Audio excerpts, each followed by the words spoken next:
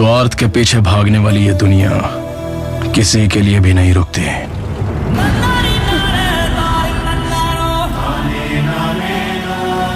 हमें खुद रोकना पड़ता है।